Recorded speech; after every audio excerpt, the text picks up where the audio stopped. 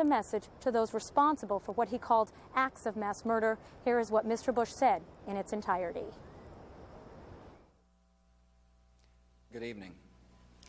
Today, our fellow citizens, our way of life, our very freedom came under attack in a series of deliberate and deadly terrorist acts. The victims were in airplanes or in their offices, secretaries, businessmen and women, military and federal workers, moms and dads, friends and neighbors. Thousands of lives were suddenly ended by evil, despicable acts of terror. The pictures of airplanes flying into buildings, fires burning, huge structures collapsing, have filled us with disbelief, terrible sadness, and a quiet, unyielding anger. These acts of mass murder were intended to frighten our nation into chaos and retreat. But they have failed. Our country is strong. A great people has been moved to defend a great nation. Terrorist attacks can shake the foundations of our biggest buildings, but they cannot touch the foundation of America. These acts shattered steel, but they cannot dent the steel of American resolve. America was targeted for attack because we're the brightest beacon for freedom and opportunity in the world, and no one will keep that light from shining. Today, our nation saw evil, the very worst of human nature, and we responded with the best of America, with the daring of our rescue workers, with the caring for strangers and neighbors who came to give blood and help in any way they could. Immediately following the first attack, I implemented our government's emergency response plans. Our military is powerful, and it's prepared. Our emergency teams are working in New York City and Washington, D.C. to help with local rescue efforts. Our first priority is to get help to those who have been injured and to take every precaution to protect our citizens at home and around the world from further attacks. The functions of our government continue without interruption. Federal agencies in Washington, which had to be evacuated today, are reopening for essential personnel tonight and will be open for business tomorrow. Our financial institutions remain strong, and the American economy will be open for business as well. The search is underway for those who are behind these evil acts. I've directed the full resources of our intelligence and law enforcement communities to find those responsible and to bring them to justice. We will make no distinction between the terrorists who committed these acts and those who harbor them. I appreciate so very much the members of Congress who have joined me in strongly condemning these attacks. And on behalf of the American people, I thank the many world leaders who have called to offer their condolences and assistance. America and our friends and allies join with all those who want peace and security in the world, and we stand together to win the war against terrorism. Tonight, I ask for your prayers for all those who grieve, for the children whose worlds have been shattered, for all whose sense of safety and security has been threatened. And I pray they will be comforted by a power greater than any of us, spoken through the ages in Psalm 23. Even though I walk through the valley of the shadow of death, I fear no evil, for you are with me. This is a day when all Americans from every walk of life unite in our resolve for justice and peace. America has stood down enemies before, and we will do so this time. None of us will ever forget this day, yet we go forward to defend freedom and all that is good and just in our world. Thank you. Good night, and God bless America.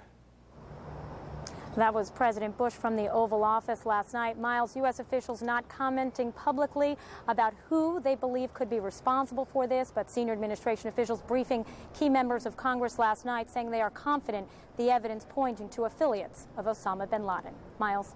CNN's Kelly Wallace at the White House underscoring the president, underscoring the difficult balance, of course, between political symbolism and security. Yesterday, had to take a circuitous route back to Washington, stopping at 2 Air Force bases along the way, ultimately getting back to the Oval Office. Congress today will, in fact, convene, opening up a session. The political symbolism very ripe there. Paula. Miles, thanks so much. Right now, I am joined by Aaron Brown here in New York City, a man who spent over 9 hours here, perched atop our platform here. You watched both World Trade Centers collapse yesterday. You watched Building Number 7 collapse as well. What are your thoughts this morning as New York wakes up to a completely different skyline? It strikes me as both reporter and New Yorker that today is remarkably different. There was something sickeningly surreal about yesterday. At one point, turning around, you watch these buildings collapse and you say, that can't possibly be. If yesterday was surreal, today is all about reality. Today we're going to start to get a sense of the dimension of this. We're going to start to get a sense of how many people perished, both 30 blocks away from us and in Washington as well. And when we start to get those numbers, this will no longer be about buildings that collapsed. It's going to be about lives that have been shattered, families that have been shattered. It all feels to me quite different. At various times, you'd look down on the street and there would be thousands of people standing on the corner staring at essentially nothing, just out there together as a single community. New York is a city of many communities. Someone said to me a little bit ago that when she left here very, very late last night, that she never felt safer in the city, that she felt connected to everyone. Aaron Brown, thanks. I think you'll be dropping by throughout the morning. Even though you got precious little sleep, like most folks on duty around here last night. Thank you very much. Right now, we are going to head to Washington, where I am going to check in with Secretary of State Colin Powell. Sir, can you hear me? Yes. I know you have said that the attacks yesterday constituted an act of war, and the United States will treat this as if it is a war. What does that mean?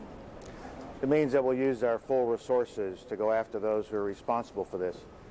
And it is not an action that'll be over in a week or two. This has got to be a full-scale assault, not just by the United States, but by the civilized community against terrorism. And it has to be fought on the political front, it has to be fought on the diplomatic front, the military front, and the intelligence front. And we are deeply encouraged by the responses we have received so far from international organizations, but especially from countries around the world who have expressed solidarity with us and who have come to the realization, I hope, that all of us have to respond to this because none of us is safe from this kind of attack. You have said our hearts go out to those who lost their lives. This is a tragedy for our nation, but at the same time, we are a strong nation, we are a resilient nation, and we will come through this, and people will see what America is really capable of doing and capable of responding to. Mr. Secretary, I know you have said that you will go after whoever is responsible for perpetrating these attacks. You will also go after those who might have harbored others involved in this attack. Where are you in the process of determining who was behind these attacks yesterday? The intelligence community is hard at work, the CIA, the FBI, and other agencies assembling information, doing forensic work on at the 2 sites yesterday, and a body of evidence will be developed in the days ahead. And I don't think it'll take too long, but that process is well underway. But we don't want to start speculating or making a judgment now before we actually have the evidence. Mr. Secretary, Senator Orrin Hatch was saying this morning that U.S. intelligence actually intercepted communications between Osama bin Laden supporters discussing the attacks. What can you tell us about these intercepted communications? We should not be talking about intelligence methods used by the United States of America. All we do is put them at risk. So we should not be talking about such things, and I will not. Are you suggesting that Senator Orrin Hatch has been irresponsible in floating this information? We should not be talking about how the United States collects information in cases such as this. Well, let me move on to this. What kind of group or groups do you think actually have the sophistication to pull off an attack of this magnitude? It has to be a group that, one, has money, two, has, I think, a significant number of adherents, members. It has to have a network. It has to have the ability to move people around the world. So it is quite a sophisticated organization with a very sophisticated planning and execution capability. And I think the fingerprints are quite clear that it has to be an organization with that level of complexity associated to it. So it isn't your average fly-by-night car bomber. This is a sophisticated outfit.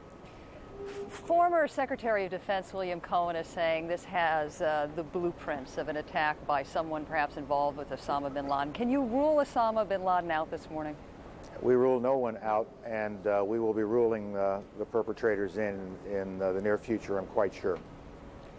One last quick question. Can you explain how 4 hijackers were able to take over 4 airliners yesterday? No, I cannot.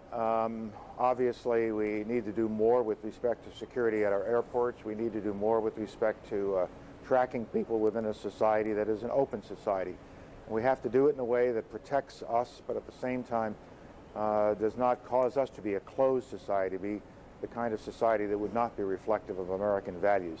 And all of those issues are under consideration this morning and are being studied by various members of the administration. Secretary Powell, good of you to join us. We know how taxing of last 22 hours you have had, or 23 hours. Thank you so much for being with us. Right now, I'm going to turn my attention to Richard Roth, who has some new information for us. Yes, Richard? I'm a few blocks north of what was the Twin Towers of Manhattan, a New York and world icon. As you've been reporting earlier, those New Yorkers who have woken up from their nightmare, which proved to be true, have gone out and gotten some newspapers, and the 2 leading tabloids in New York City both calling it an act of war. For me, it's kind of eerily familiar. Nearly 11 years ago, I stood on a rooftop in Tel Aviv with Israeli newspapers saying almost the exact same headlines and words as Iraq attacked that evening and war started in the Persian Gulf. Behind me, you see what was left of part of the 7 buildings in the World Trade Center complex. The towers dedicated in '73, they never fully opened until 1976. World Trade number 7, more than 40 stories, was the last to go yesterday.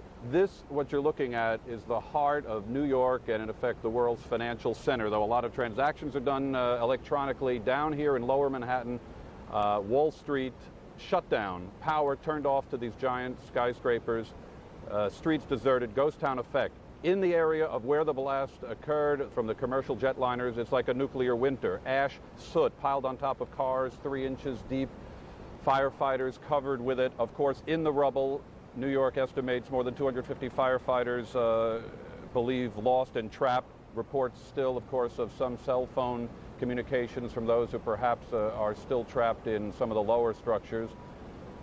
There are rescue vehicles and personnel from states surrounding New York and all through the Midwest and the South.